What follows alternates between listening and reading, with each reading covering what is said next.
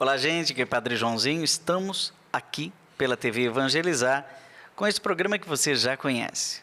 O nome é Rema.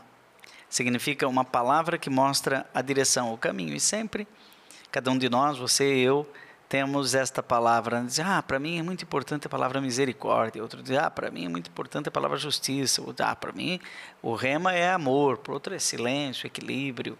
Enfim, a palavra de Deus, presença de Deus na minha vida. Enfim, nós já tivemos muitos remas aqui nesse programa. E hoje trazemos um bem diferente. Tudo bem, Tiguez? Tudo bem, padre. E com o senhor, como é que o senhor Esse está? cabelo comprido aí, aos 70 anos de idade. Tá. Quantos anos? 70, não? 65, padre. Não precisava dizer. Eu estou fazendo 60. Você vai fazer 60? 60, vou entrar na terceira idade. Como é que faz para pegar aquele cartãozinho? Você já tem aquele negocinho? Eu tô tirando lá em Biúna, que é mais fácil. Ah, é? Só preenche a ficha. Tiguez, gente. Vai no Poupa Tempo, é em um segundo. É? Na hora. Tiguez mora aqui em São Paulo. Conheço o Tiguez há praticamente 30 anos. 30 anos. 30 anos. Desde meu primeiro ano de padre. O Tiguez é um luthier, casado com a Laura, não é? Casado com a Laura. Compositora inspirada. Muito. Estão me pedindo para você puxar o microfone para cima. Luthier deve saber disso, né? Assim? É assim. Beleza. O que é isso, luthier? Talvez quem está nos acompanhando não sabe o que é isso, luthier. Bom, eu fiquei sabendo que era luthier depois de muitos anos de trabalhando com guitarra, né? Porque eu nem sabia que podia ser uma profissão e ter um nome. Eu achava que era um músico que cuidava de instrumentos dos músicos. Então, você começa como músico e Sim, depois se eu era músico. torna um... Eu era músico, mas eu já mexia nas minhas guitarras porque eu gostava de... Eu era curioso. Eu achava que eu podia melhorar as coisas dela, então eu comecei a mexer nas minhas guitarras. Na sua guitarra? Nas minhas guitarras. Isso com 13, 14 anos. Aonde? Onde é que você nasce? Eu estava aqui em São Paulo, ali na Vila Mariana. Você nasceu ali? Não, eu nasci em Botucatu. Botucatu, você é do interior. Eu vim para cá com 11 anos. Aí você vem de Botucatu para... Não, de Botucatu fui para Barra Bonita com meu pai. Meu pai era meio cigano, né? Ele gostava de mudar sempre. Não, ele foi para Barra Bonita, ficamos um ano e pouco lá. Depois viemos para São Paulo. Aí meu pai, ele era dentista e começou a fazer a vida nova aqui. E minha vida praticamente foi em São Paulo. O pai é dentista e a mãe? Minha mãe, como assim? Minha mãe era dona de casa, cuidadora de 6 filhos. 6 filhos vocês eram? Coitado. Todos músicos, não? Não, a minha irmã toca em igreja, a Silvia. Minha irmã é estilista, meu irmão mexe com eletricidade, o outro mexe com agência de turismo e minha irmã é diretora, a outra irmã é diretora. Todos trabalham, só você que escolheu ser músico. Só eu que não trabalho, eu sou músico. Não, mas aí já com 13 anos vai te chamando a atenção esse universo da música, como que é? Como assim? Assim, lá em Botucatu você já tocava guitarra? Não. Eu comecei a tocar violão uns 11 anos lá eu sofri um acidente, meu pai me deu um violão. Eu sempre quis, nunca tive. Aí eu sofri um acidente lá, ele me deu um violão. Aí eu comecei a brincar, com uns 11 anos. Aí fui pegando muito gosto por tocar. Mas sozinho? Hã? Sozinho? Sozinho. Aí meu pai falou que se eu tocasse Romance de Amor, ele me dava uma guitarra. Tirei ela, porque eu tinha um ouvido bom. Não tenho mais. Meu ouvido agora é aleijado, coitado, não escuto mais nada. Mas eu tirei o Romance de Amor e ele me deu uma guitarra. A primeira guitarra que eu vi... Era o quê? Era uma Vox, que eu vi de um cliente dele que mostrou pra mim, que eu falei, fiquei louco, eu achei, nossa, que guitarra linda. Primeira guitarra que eu vi. E meu pai, depois de um tempo, era meu aniversário, ele chegou e falou assim, o Milton falou que vai emprestar a guitarra para você passar o dia com ela no seu aniversário. Eu falei, sério? Putz, que legal. Aí meu pai, no dia 29 de abril, ele trouxe a guitarra. Meu pai sempre foi assim, os presentes ele dava antes, ele não aguentava. E no dia 29 de abril, ele trouxe a guitarra e falou assim, ele falou que você pode passar o dia com ela amanhã. Depois ele pega no final da noite. Final da noite ele pega, né? Eu falei, legal. Putz. Ficou tocando, né? E tal. Aí eu fiquei tocando guitarra. E era bem diferente do violão, aí você já era mais gostoso, mais fácil de tocar. O violão era violão Giannini. E daí eu comecei a tocar e tal, e era uma meia-noite, assim, quando eu fui fazer o aniversário, né, depois da meia-noite, eu tocando, eu adorava, eu dormia muito tarde. Aí meu pai chegou, e aí, é legal a guitarra? Eu falei assim, pô, é demais, né, pai? Aí ele, Ela é sua, eu comprei. Ah. Aí ele me deu na madrugada do dia 30. No meu 30 de abril, que era meu aniversário. Aí eu falei, putz, eu fiquei louco. Eu falei assim, agora eu desmontei ela inteira para limpar. Não, aí já nasceu o luthier. Aí eu nasci luthier porque eu comecei a limpar. Porque o violão não dava, né? O violão é meio... Não é limitado, eu não tenho o que limitado. fazer. Agora a guitarra eu desmontei ela inteira e limpei tudo. Comecei a limpar. E a hora que eu fui devolver uma peça, caiu em cima da pintura e machucou ela. Ai. A guitarra não tinha um risco. Aí eu peguei e tive que restaurar com... Eu tinha uns negócios que eu mexia com... mexia com um monte de coisa lá. Aí eu peguei um duco lá e... O duco é o verniz, a tinta. Né? Pus lá, retoquei o pretinho, dei uma lixada, esperei e tal, poli. Você viu, funcionou. Funcionou e ficou perfeito. E eu fui aprendendo tudo na minha guitarra. Nessa guitarra. Quer dizer, ali nasceu o músico, o guitarrista, guitarrista. mas depois você passa para o contrabaixo? Eu passei por baixo porque eu queria entrar numa máfia. A máfia do Círculo Militar, que eu tocava. Eu ia muito no show das domingueiras. E eu tocava guitarra, minha paixão é guitarra. Mas como todo baixista, né? É um guitarrista frustrado mesmo, com certeza. Todo baixista é. No meu caso, eu era tocador de baixo. Aí, eu ia no Círculo Militar e vi o Faísca e vi o Vander Tafo. Para mim, eram os maiores guitarristas do mundo. Já em São Paulo, isso? Em São Paulo, no Círculo Militar. Eu ia todo domingo lá para ver. E surgiu uma oportunidade de uma ex-namorada minha chegar para mim e falar, pô, você não conhece nenhum baixista? Eu falei, baixista? Claro que não. Baixista geralmente é um guitarrista frustrado. Você tinha que dar, é um né, amigo do baterista, nunca é um cara que toca baixo, é um cara lá que acharam. É que meu cunhado... Que gruda no pedal da bateria o cara que e ninguém lá, sabe que ele existe. O cara que ajuda lá é o baixista. Esse programa que os baixistas vão odiar o Tiguez. Mas eu posso falar porque é verdade. Aí o cara chega e fala assim, ela falou assim, não, é que ele tem um monte de show aí, ele precisava de um baixista. Eu falei, não vai conseguir, viu? Muito difícil. Impossível praticamente. Aí, então é que ele tinha uns shows no Círculo Militar. Eu falei, Círculo Militar? Então, se você precisar de um baixista, eu posso tocar. Fala para ele que se ele precisar, eu posso quebrar o galho para ele e posso tocar. Você não tinha nem baixo? Não tinha nem baixo. Eu tinha o baixo do meu baixista. Eu peguei o baixo dele e falei assim, eu comecei a tocar numa semana. Uma semana depois eu estava tocando, mas toda música que eu já conhecia, eu tocava guitarra, tirei no baixo. Em uma semana eu estava tocando, já abrindo o show de Guilherme Arantes. Na outra semana eu estava fazendo outro show. Aí... Quando você viu, era um baixista? Um mês depois eu estava gravando um disco como baixista. Aí virei tocador de baixo. Baixista é diferente. Mas aí, qual é a diferença? Porque geralmente é que nem tocar samba, né? Se eu for tocar um samba, eu posso até se eu der uma estudadinha, eu vou tocar samba. Mas não sou sambista, não vou ter a alma do samba. Não tem. Agora eu toco rock de qualquer jeito. Eu sou roqueiro. Fica bom. Qualquer jeito que eu tocar o rock, fica bom. Não porque o rock é de qualquer jeito. Porque tem uma coisa que eu sinto diferente do engraçado samba. Esse negócio, né? Por exemplo, a pessoa diz assim, eu sou professor. Tudo bem, pode ser professor, tem diploma, mas não é um mestre. Né? Ele até sabe daquele assunto, mas não é um mestre. Ele é advogado. Não, ele é bacharel em Direito.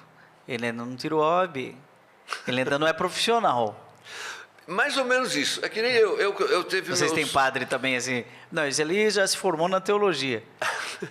Mas... Até já... Mas ainda falta o profissional. Né? Aquela coisa a inspiração e aí, também. Aí você acha, por exemplo, Pixinga, esses são baixistas ou tocadores de baixo? Aí já... Aí tá lá para cima. Pixinga, Arthur Maia. Nasceram com baixo na mão. O Arthur Maia, que eu conheci, trabalhei com o Arthur Maia há muitos anos, o Pixinga. Esse gruvador, já ouviu falar desse gruvador? Ele é o cara mais engraçado do mundo. O cara Como é que ele dança daquele jeito e toca, não perde o timing? Quando eu vi aquilo, eu falei, mano, como é que o cara faz um negócio desse? Aquele tempo dele, com aquele jeitinho que ele faz assim com... E não erra, né? Não erra. E pior que você viu que ele foi tocar no Rock in Rio lá? Não. O cara do... O Jack Black. Não, aquele cara que fez um filme Escola de Rock lá, School of Rock. Ele chamou... É Júnior Gruvador. Juninho Gruvador. Chamou ele para fazer o show com aquele cara, o Jack Black. Jack Black, acho que é o nome dele. Um ator famoso americano e outro, o cara do Foo Fighters. Quando viu ele abraçou, tocou com os caras no show... do Rock Não, in porque é Rio. encantador. Porque a gente aqui é papo de músico, gente. Se estiver muito chato, você vai lá tomar mudou uma um pouco, água. né? Mudou um pouco. Não sei o quê. Papo de música. Daqui a pouco a gente vai falar de igreja, não é? Com certeza. Aí você vai ver que existem vários tigueses aí dentro desse tiguês, né? Que estamos falando agora de vários músicos, né? E ele é de Natal, esse Júnior Gruvador. Você sabe que ele tocava na igreja? Eu sei. É que não foi muito bem aceito lá, não, né? Meio diferente. Então, o jeito dele. quando eu vi ele, eu fiquei chocado de vendo o jeito que ele dançava, meio tirando um sarro, o jeito que ele fazia assim com o corpo. Eu falei, mano... Mas quem é músico que vê outro músico se reconhece, né, Tiguês? Não, tem muitos músicos que são desse nível de conseguir dançar e... Que é absoluto. Músico absoluto. Não é Não é só só ouvido absoluto, é músico absoluto. Inclusive, Ele faz leve. Inclusive, né, existia um ditado antigo que falava assim, eu toco baixo para não dançar. O cara sempre tocava baixo, para ele não ter que dançar, ele tocava baixo. Ou seja, ele faz qualquer coisa para não dançar. Mas aí Tiguês, você começa a tocar da guitarra, do violãozinho de Giannini, vai para a guitarra, da guitarra começa se torna luthier, aí começa a tocar baixo, e de repente aparece aí no mercado um baixo tiguês. Como é que é isso? De construir um instrumento. Já não é só luthier. Esse baixo meu que eu construí, inclusive eu fiz para os maiores baixistas de São Paulo e do Brasil, né? Eu tive um bom nome nos anos 90, na época que nós nos conhecemos. Naquela época, todo mundo do pagode, se não tivesse um baixo meu, não era baixista. Tinha que ter um baixo tiguês. É o baixo tiguês. O baixo tiguês era porque eu fiz para Arthur Maia, Silvinho Mazuca, Chiquinho Gomes... Paulo Gomes. Mas não, aí Paulo Gomes você teve alguma aula, alguma coisa para pegar a madeira nada. E da madeira transformar num instrumento? Porque não é simples, né? Nunca li um livro, nem sabia que existia alguma coisa. E, inclusive, alguns ex-socionários, que eu chamo, não funcionários, porque não eram meus funcionários, eram socionários, porque eles ganhavam comissão. Inclusive, 2 dos meus socionários montaram uma escola de luthier. E outra, criaram super luthiers. Assim, o Brasil está cheio de luthier por causa da escola dele. E ele ficou comigo, trabalhou comigo. E ele aprendeu ali, na prática. Hã? Aprendeu ali, na prática, com... Não, eles têm um curso, eles dão um curso de luthier. Então, eles estudaram para falar sobre as coisas. Eu não, eu falo, tudo que eu falo é conhecimento meu. Eu falo sobre minha responsabilidade. Quando eu falo de guitarra, de timbre de guitarra, que madeira não muda timbre, é coisa minha. Não está no livro. É coisa que eu sinto. Porque eu trabalho há muitos anos, mais de 50 anos. Então, eu sei como que é. Eu conheço algumas coisas que também Aí você começou a fazer o baixo. E como eu nunca li nenhum livro, tudo que eu fiz eu aprendi. Como é que faz isso? Eu corto aqui. Não, mas tem uma máquina que você põe, tem um gabarito que vai pulando, vai fazendo tudo certinho. O meu não, é um em um, no olho assim. Tem uns tortinhos, mas é feito à mão. Tem umas Faz a diferença? Não. Não? Não. Faz a diferença. Feito numa máquina é 1000 vezes melhor. Não adianta os mestres luthiers ficarem bravos, mas infelizmente uma CNC... É uma máquina que faz o... Uma CNC bem programada, não tem luthier no mundo que vai competir com ela. Não tem. É impressionante. É coisa... Tecnologia tem que ser bem usada, né? É fantástico. Você vê ela funcionando, o microfuro que ela faz para fazer o traço é uma broca. Não é uma serra, é uma broquinha micro, vai para outro traço, já vai dando grau, já vai aumentando. Isso... E você tem que fazer na medida. Tem que ir medindo. Nossa! Deve dar um trabalho danado. Não, é impressionante. Não, a programação da máquina, apesar que hoje você compra a CNC e vem o pendrive, você já põe lá, Fender Stratocaster. Pá! Hoje todo mundo... Aí ele faz tipo uma impressora 3D? É quase uma impressora, só que na madeira. Ele constrói a madeira. A CNC, a impressora cria do material que você injeta, ela faz o produto. Essa não, você põe uma massa e come a massa e fica como você quer. E é impressionante. Não dá. Nós estamos aqui conversando com Tiguês. Nome completo, Tiguês. Tiguês é seu nome? Antônio Carlos de Oliveira Lopes. Como? Antônio Carlos de Oliveira Lopes. O Tiguês é um apelido que vem de português. Ela me chamava de português. A minha professora de inglês, ela tinha mania de... tipo, como ela... Português veio Tiguês. Tiguês, Ela falava assim... Ela começou na chamada, ela era uma professora muito engraçada, ensinava umas músicas para cantar em inglês, para aprender a falar. Ela, no primeiro dia de aula, falou assim, bom, eu gostaria que vocês, quando eu falar o número, vocês se levantem e falem o nome, por favor, para se apresentar. Ah, tá bom. Aí o número 1 era o Afonso Xi. Aí ele falou, número 1 era Afonso Xi. Você é chinês? Sim. Ah, China! Todo mundo começou a chamar ele de China. Oh, China, oh, China, China. Aí, número 2, Antônio Carlos de Oliveira Lopes. Ah, você é português? Eu falei assim, não. Eu falei assim, é português, português. Ué. Aí não era. Eu falei, E virou português. é meio italiano, mais italiano do que português. Deve ter alguma coisa português, como Mexe todo com mundo. as mãos. Aí virou- Nós estamos aqui conversando com o português. O italiano português É que o virou português. português e que virou marca de contrabaixo. Você já deve ter visto e nem percebeu. Segundo bloco, vamos continuar com essa deliciosa conversa de músico para músico, não é? Aqui na TV Evangelizar, programa Rema volta em um instante.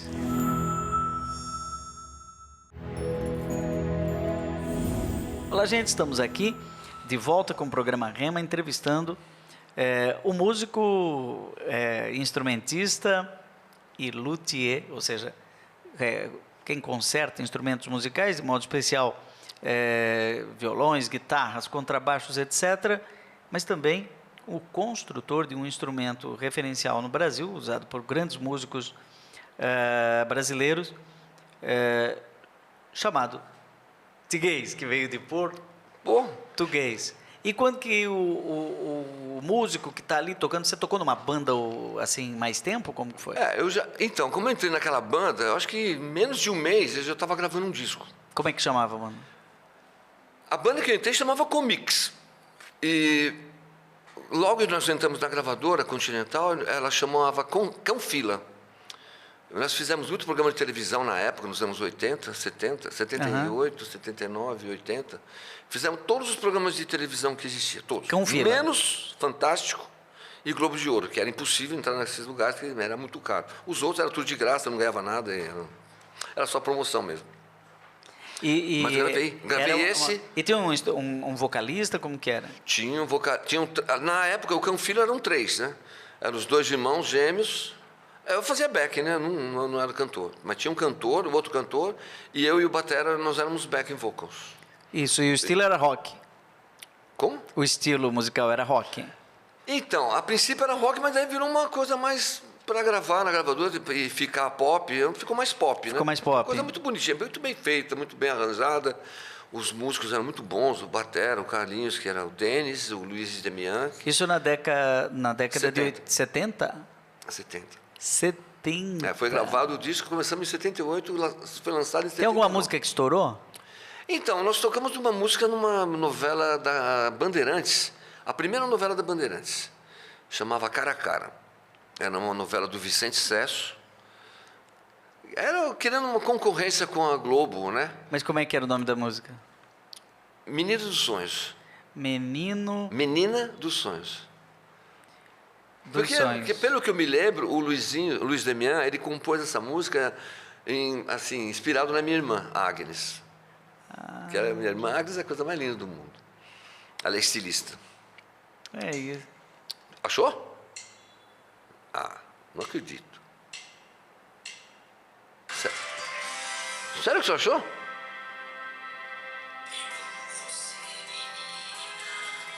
É isso? Nossa! Inclusive, os músicos, nossa, se você vê Tudo os tem no músicos, YouTube, né? Lincoln Olivetti, Eduardo Assad. Eduardo Assad. Você conheceu o Eduardo Claro. Assad? Eduardo Assad faleceu de infarto em cima do teclado gravando. Ele gravou música minha. Arranjo. Puxa! Gravou música minha, Eduardo Assad. Nossa, ele era demais. Nas Paulinas. É mesmo, ele fazia alguma coisa na igreja. Eu lembro que quando eu fui gravar, porque o meu medo era que virasse muito pop. Aí cheguei lá, o Eduardo Assad começou a tocar um Yes. Por acaso eu tô com uma camisa do Yes, olha que o senhor que puxou o tema aí. Ele tocou uns Yes, tocou uns Rick Wakeman, né? Falei, uau, mano, vai ser muito legal o cara tocar. Porque eu nunca tinha tocado com um tecladista. Sempre a guitarra de rock, né? Só guitarra e baixo, e bateria. Aí ele tocou um Rick, falei, nossa, vai ser demais. Aí quando eu comecei a gravar o baixo, ele chegou, não, Tiguei, espera, não põe essas notas não. Falei, Não, pai, como? Como não? Edu, pô, não. É só a cabeça. Porque senão vai atrapalhar os metais. Eu falei, que metais? Não, nós estamos fazendo, você está fazendo o quê? Mas está fazendo o quê? Rock? Não, esquece. Ah, mas a banda é de rock. Não, esquece. Vai ter metais, piano. Eu falei, só fazer a cabeça. Eu falei, putz, eu não conseguia. Porque o meu negócio, os baixos eram tudo de acordo com a voz. Porque eu era guitarrista, então o negócio era meio Geddy Lee, Sim. Chris Square do Yes. Aí eu tive que ficar lá. Não, mas foi bom. Foi bom para aprender. Depois eu gravei com... Eu fiz uma outra banda, gravei com o Quarto Crescente e o Câmbio Negro. São as 3 bandas que eu fiz.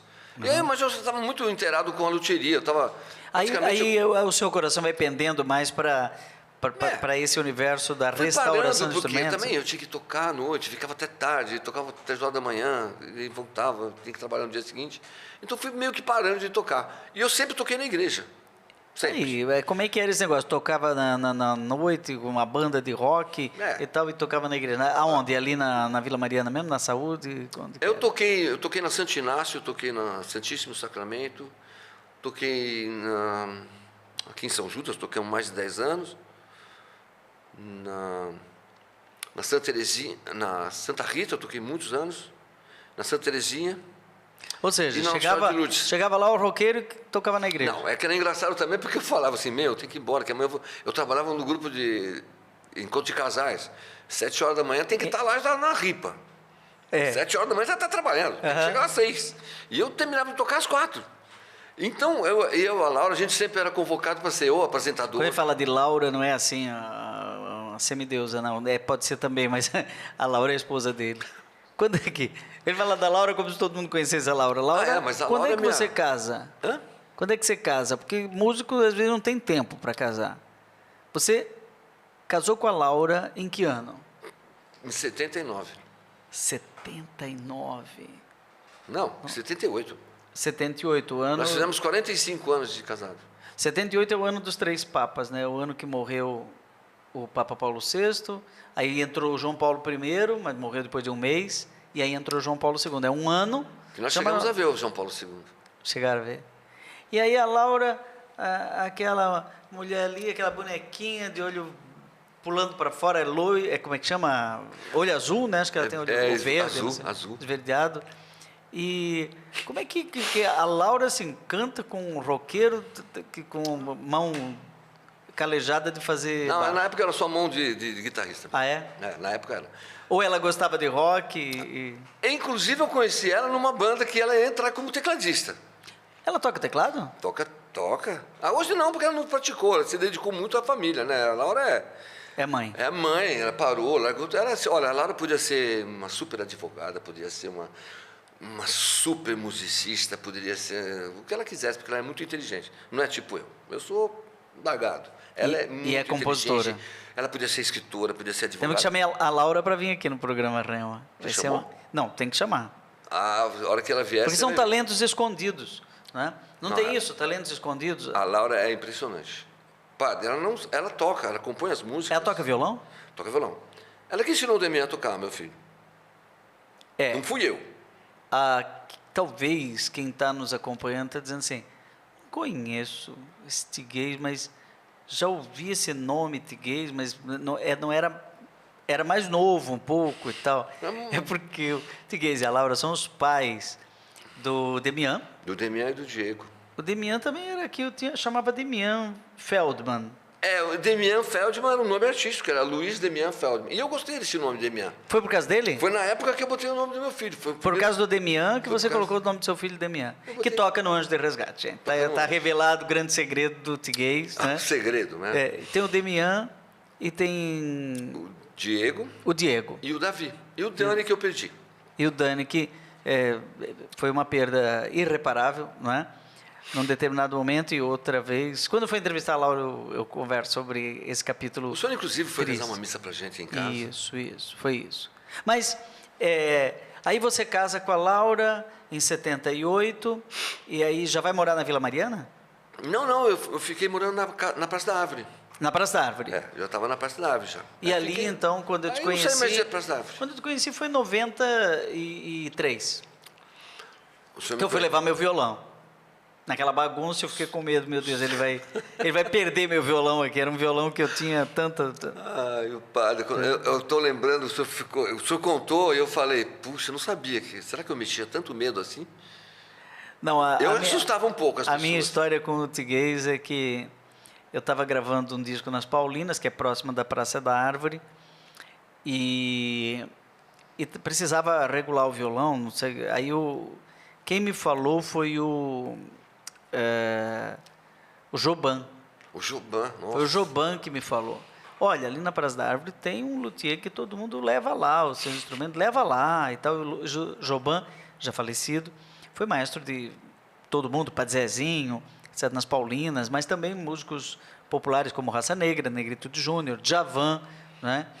E eu cheguei lá, achei o número, né? Fui de metrô e toquei na campainha, mas parece que eu estou vendo agora a Laura, quase uma princesa, assim, saiu e falei, é aqui que mora o Tiguez? Ela falou, é assim, pode deixar que eu vou chamar ele, atende aqui embaixo, era uma garagem, eu acho que era, né? Um porão. Um porão? Um porão imenso. Porão imenso. Aí, quando abre a porta, abre essa figura aqui. Pois não, o que você quer? Já pegou meu violão da mão, já começou a mexer, pensei, não combina a princesa lá de cima e o sapo aqui de Eu baixo. fico pensando, meu Deus, como o padre deve ter se assustado mesmo. Né? Aí eu cheguei lá nas Paulinas e o João disse, e aí, consertou o violão? Eu falei, ficou lá. Ficou lá, meu não Deus. sei, Nossa, não padre. sei se eu ainda vou ver esse violão de novo. Mas, e era um Giannini, você falou mal do Giannini aqui, era um ótimo Giannini. Não, A existe WX, não sei o quê, a WC1, uma coisa assim. É, o C1. C1, né? É. Que era o C1, violão do C1, concerto. C2, C3. Era bom o violão. Ah, que mas eu ganhei o senhor do meu pai. contou essa história, eu falei, puxa vida, eu era assim mesmo. Eu gostava de dar um sustinho. Agora, o senhor gostou também de dar um susto naquela cantora que nós tínhamos, eu tinha um violão igualzinho que ela tinha deixado para arrumar? A Maria do Rosário, foi? Maria do Rosário. Da Associação do Senhor Jesus hoje, TV Século XXI. O padre deu um susto nela, porque eu estava com um violão, porque era uma Eu época tinha um ciúme daquele violão. todo mundo tinha aquele violão. E eu estava com um da importadora que caiu lá e quebrou o tampo. Estava horrível. E eu era igualzinho como é que ela chama? Maria do Rosário. Maria do Rosário. Aí o padre, quando viu, ele falou assim, ela estava descendo. Eu falei assim, vou dar um susto nela. Faz um barulho aí. Aí eu derrubei o negócio lá. Falei assim, não, Tiguez. Aí ele pegou o violão assim. Olha o que aconteceu com o seu violão. Ela, ai meu Deus, ela ficou, nossa. Era o violão teve que um custou colapso. tanto para ela. Nossa. Essa figura E era igual. o Tiguez. Mas aí, como é que é esse negócio que você estava falando, que fiquei interessado aqui.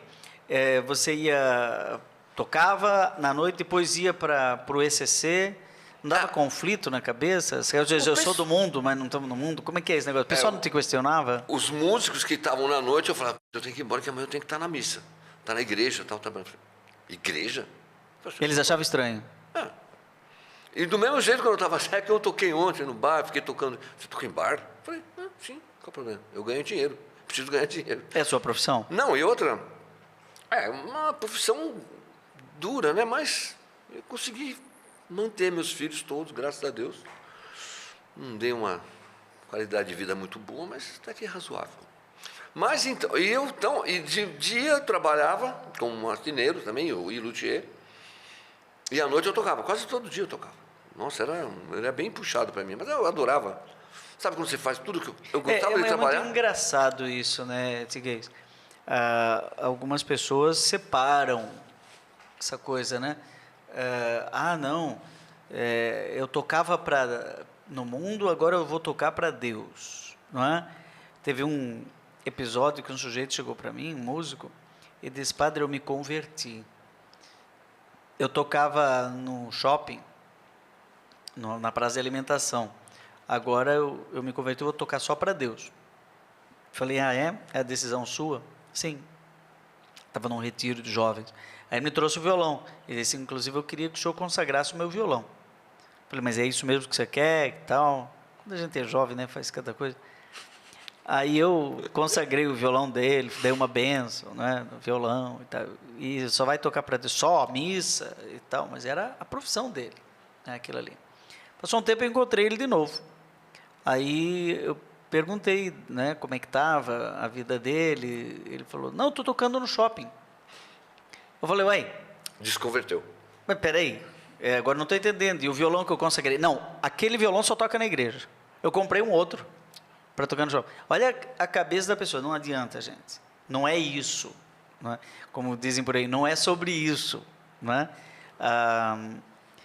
Um advogado cristão não vai atuar só em causas cristãs. Um médico não vai operar só padre e freira.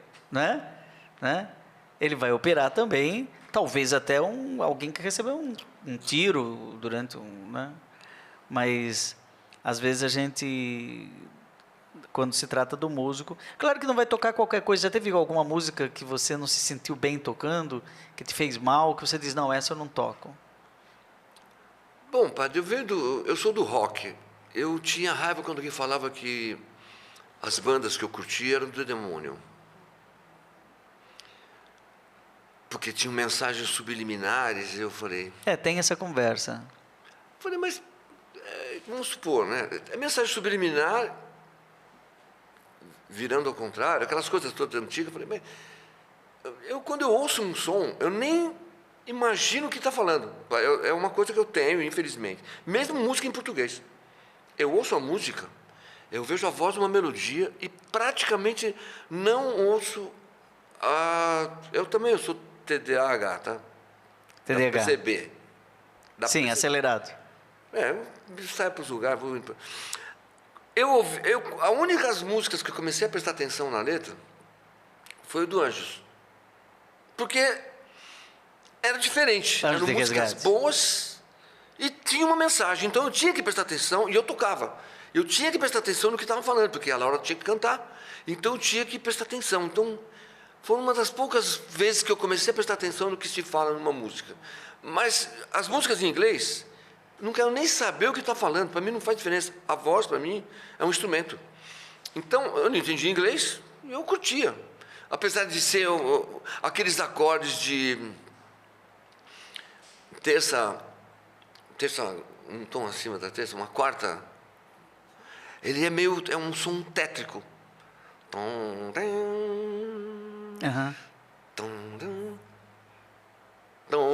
Essa nota dá um clima de tensão, de meio de ar de medo. Harry Potter. Essa é uma música do Black Sabbath. Eu adorava essa música. Porque me dava uma sensação. Mas não que eu sentisse... Vamos deixar esse clima aqui de suspense. Porque no terceiro bloco nós vamos falar sobre essa vida de igreja. É alguém que tem uma vida no universo da música, mas que também atua em movimentos de igreja, não só na música, mas como, por exemplo, Encontro de Casais com Cristo. Como é que é isso? Vamos fazer um breve intervalo e voltamos já.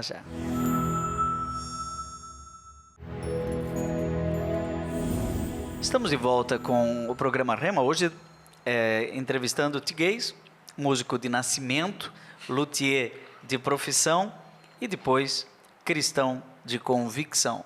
Aí para você as coisas todas nasceram juntas, né? Você parece que não é dado ao pré-conceito. Não. Assim, eu não vou para a igreja porque sou do rock. Não vou para o rock porque sou da igreja. Como que é isso de viver uma vida... Eu tinha preconceito de quem falava essas coisas que rock era do demônio. Sendo que, inclusive, até eu encontrei, como é que eles chamam? Do PHN? O Dunga? O Dunga. Quando meu filho começou a tocar nas bandas católicas, eu fui nos eventos, eu ia muito na Canção Nova, e ele fez uma pregação lá falando que os rocks eram do demônio. Aí eu comecei a pensar, mas desculpa aí, mas esse tipo de batida, apesar de ser... Isso é rock. O que estava se tocando ali? Não, a música dele mesmo. O que determina o rock? Antigamente o guitarra era rock e acabou. Por isso que não deixavam pôr uma guitarra na igreja. Beatles era rock. E eu conheci o padre, o Cone Golavo, que era da Santa Rita, foi o primeiro padre a botar um violão dentro da igreja. Já era absurdo. E ele falou assim, eu vou botar uma banda aqui dentro. Eu conheci o Cone Golavo, era o cara mais Por isso que eu estou falando, o meu mundo, a minha relação com a igreja e com padres, tipo com o senhor, que era o senhor bem jovem, né? Eu tenho uma relação de amizade. E eu fico encantado com padres bons. Padres que, sabe, que quer ver as coisas mudarem assim, pro bem. E não por mal. Por mal não, que eu digo, não, tá bom, vai assim. O cara quer evoluir. E o cônego falou, quando ele falou que ele botou um violão, quase que ele foi excomungado da igreja. Ele falou, não, como vai pôr um violão? Violão.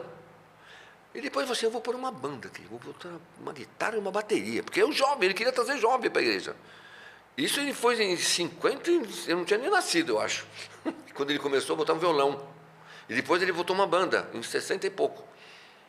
Só que na igreja não dá, porque dá aquelas reverberações, atrapalha muito mesmo. E era um padre muito engraçado, por isso que eu me apaixono por alguns padres, o padre Juarez, o senhor, o padre Fábio de Mello, esses padres que são modernos, sabe? Que tem uma coisa de ser humano, além de ser um padre, é um ser humano, sabe? E o ECC, Encontro de Casais com Cristo, né? Foi desde muito. o início do casamento Então, ou aos poucos veio essa forma de entrar na igreja por um movimento? Mas olha, eu vou falar, era tão bom o encontro de casais. Sempre colocava a gente como apresentador, como servir o café, a gente sempre trabalhava com o povo. A gente nunca trabalhou na secretaria, naqueles lugares que ficam escondidos, né? Sempre botava a gente para apresentar, para servir café, para fazer uma palestra, alguma coisa pequena que a gente sempre fez. Mas eu adorava fazer, porque sempre tinha aquela confraternização, sempre a gente se encontrava. E eu lembro que quando acabaram com eles, o pessoal estava criticando que esse pessoal vem aí só para fazer festa. O cônego Olavo era muito assim. Estão falando que o pessoal do Encontro Casais vem aqui só para fazer festa. E a gente que ajudava, inclusive, nas festas de Santa Rita. O grupo de casais sempre ajudava no dia 22, que sempre tinha festa.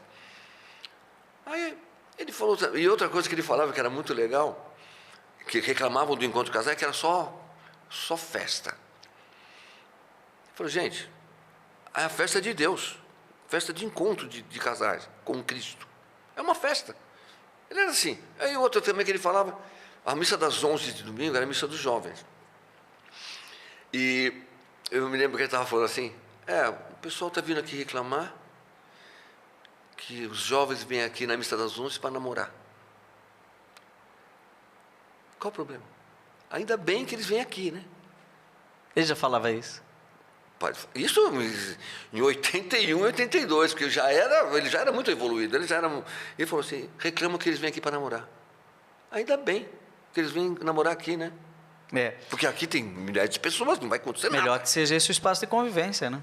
Aliás, São Paulo é difícil ter um lugar de convivência, assim, é uma cidade difícil de praça e etc. Mas aí você chegava a tocar nesses encontros ou só animar?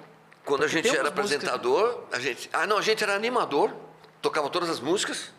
A gente que era que ficava animando o grupo e entrava a tocar as músicas e tal. Ou era do café, ou era apresentador, mas sempre estava junto com o povo.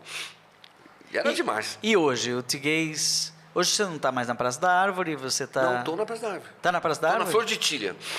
Como chama? Eu não estou mais em Moema, eu saí. Você estava em Moema a última vez que eu te vi. Estava em Moema. Voltou para... Estou na Flor de Tilha.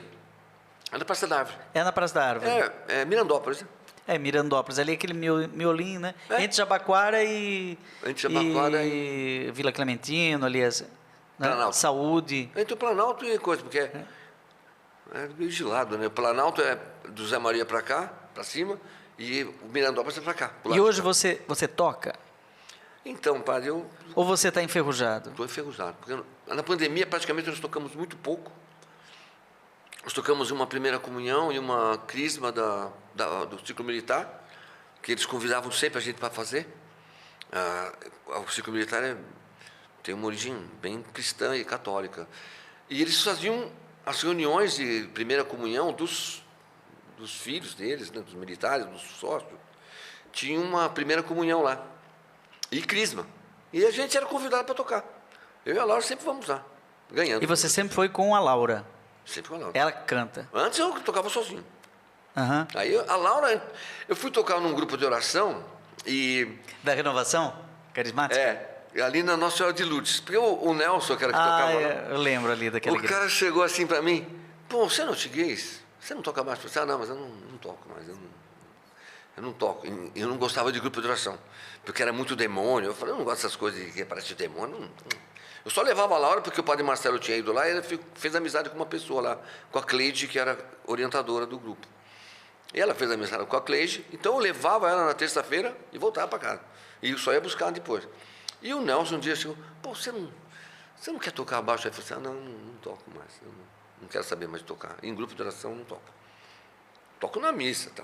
Em grupo de oração não quero tocar. E não estava tocando em lugar nenhum. Aí da outra vez eu fui de novo, eu sempre deixava lá e ele estava na porta. Português, será que semana que vem você consegue trazer um baixo? Que a gente conseguir um baixista? Só que ele não tem baixo, você me empresta um baixo semana que vem? Eu falei assim, tá bom. Aí na semana seguinte fui lá com o baixo. Aí, tá o baixo e tal. E fui lá. Falei assim, português, putz, o cara não vai poder vir, meu. Será que você não podia fazer pra gente? Eu falei assim, não, eu não sei tocar as músicas. Não, mas tá tudo na cifra, tá tudo cifrado. Eu falei assim, não, apesar que eu conheço todo, mas eu não tô afim, não.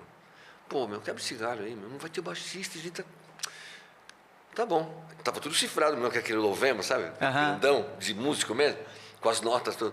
Aí chega lá, primeira música, Dó, né? Falei, legal, pô, Dó, mas não precisa nem ver mais, né? Então, aí tinha isso aí, nós vamos tocar em Fá. Falei, de Dó para Fá?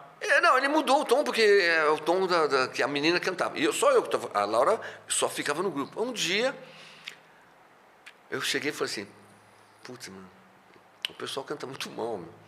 Pô, minha mulher canta, será que você não... Se eu chamar ela para me cantar, você deixaria? Eu falei assim, claro! Não precisava falar. Ela começou a cantar, todo mundo já ficou quieto, nunca mais abriu a boca. Só ela cantava. Aí ficou o casal, o baixista e a cantora. Isso foi em 94, 95. 95, era quando eu estava gravando o Adoremos 95, tem Vem louvar. A Laura gravou uma música com o senhor, Abba Pai. Isso foi, Abba Pai acho que foi para Portugal. Eu lembro que ela gravou com o senhor. Foi isso mesmo. Então, aí eu comecei a tocar com a Laura, a gente começou a fazer missa, só missa, fizemos alguns casamentos, mas com missa. A gente, vocês tocam em casamento? Eu falei assim, não, a gente não toca em casamento, só se for um casamento com missa, a gente toca a missa e alguma música que pedir, a gente pode até tocar. Mas e aí, como é que os filhos vão se tornando músicos também? E acaba se tornando a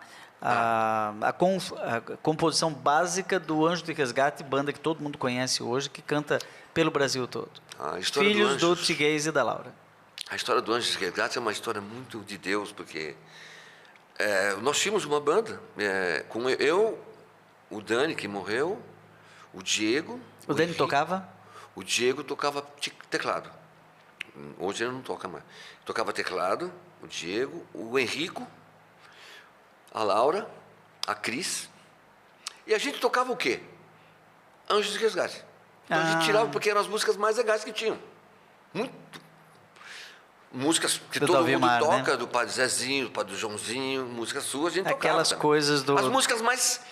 que tem uma melodia que é uma gostosa de tocar, sabe? Manda teus anjos... Pô, essa música acabou, né? Não precisa mais. Aí, então nós tocávamos Anjos do Resgate, eu era fãzaço. Eles vieram tocar aqui em São Judas uma vez, e nós fomos lá. Putz. Aí o Dalvimar veio fazer uma guitarra comigo, aí nós ficamos amigos. Tá aí a história. Dalvimar, o grande compositor do Anjos do Resgate.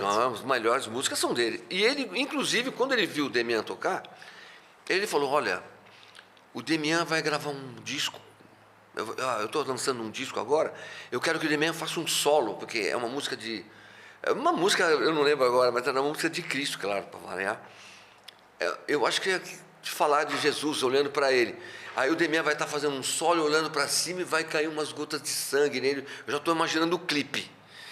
Mas o Dalvimar já estava imaginando uma coisa que ia ser para frente. Aí eu pedi o Dani. Não, já tinha pedido o Dani, mas o Dalvimar, eu convidei ele para vir para uma missa. A gente ia fazer um ano de perda do Dani. E nós convidamos o Dalvimar para vir, porque como ele já era meu amigo, a gente tocava todas as músicas do Anjo, quase todas eram do Anjo.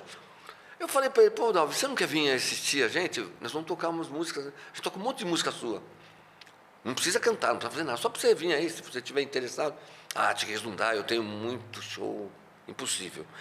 Porém, depois de 15 minutos, ele disse, Tiguez, cancelaram o som do sábado. Era sábado, a missa. Aí ele falou assim, tem como encaixar uma música lá que eu quero fazer o lançamento dela lá? Eu falei, você está brincando? Eu falei assim, não, anota aí. Aí eu anotei as músicas, ele cantou lá,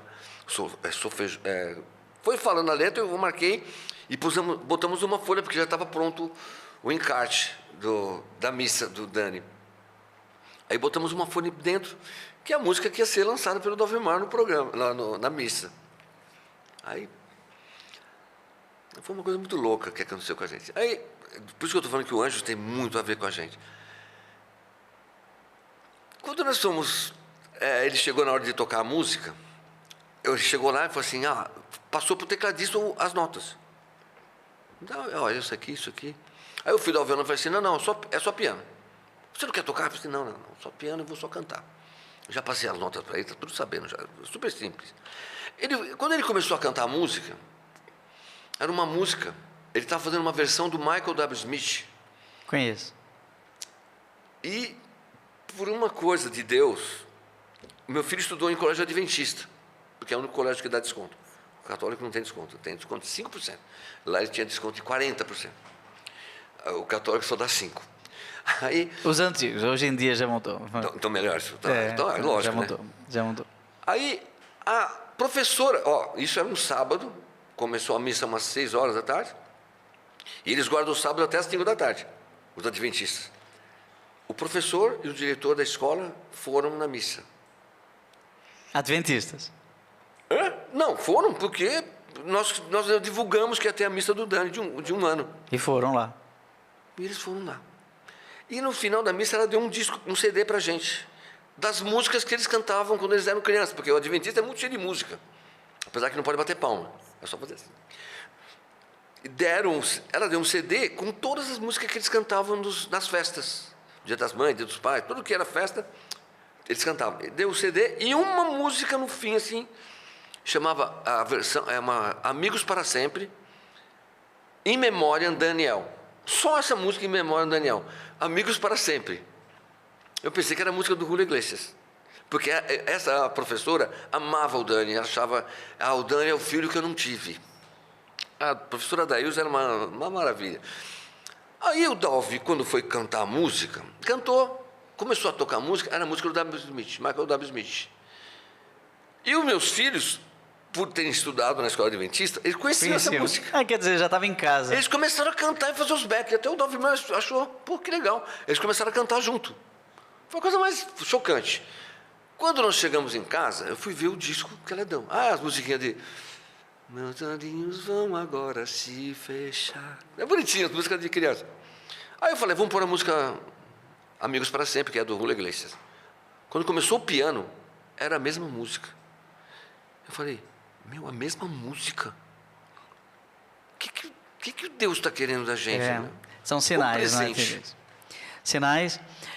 A conversa vai ficando cada vez mais boa, mais intensa, mais vital, né? Porque tem aí sangue, tem suor, tem lágrimas, tem perdas, tem ganhos, né? Tem conquista, tem coisa que às vezes você ouvia, Anjo de Resgate, que maravilha, tocando e tal, e não sabe de onde nasceu, de uma família, né? Tiguez, Laura, né? E a Laura vai ter que vir aqui para completar o outro lado dela da história, né? Quero te agradecer. Ela é bem mais e temos que fazer depois um programa com os dois juntos. Aí você vai dizer, não, realmente o Padre Joãozinho tem razão. Deus une corações bem diferentes e surge essa maravilha que estão esses meninos que hoje você conhece por meio do Anjo de Resgate, que também deverão vir aqui para dar o seu testemunho. Gente, vamos chegando ao nosso final. Padre Reginaldo Manzotti, estamos aí com você na recuperação total de sua saúde.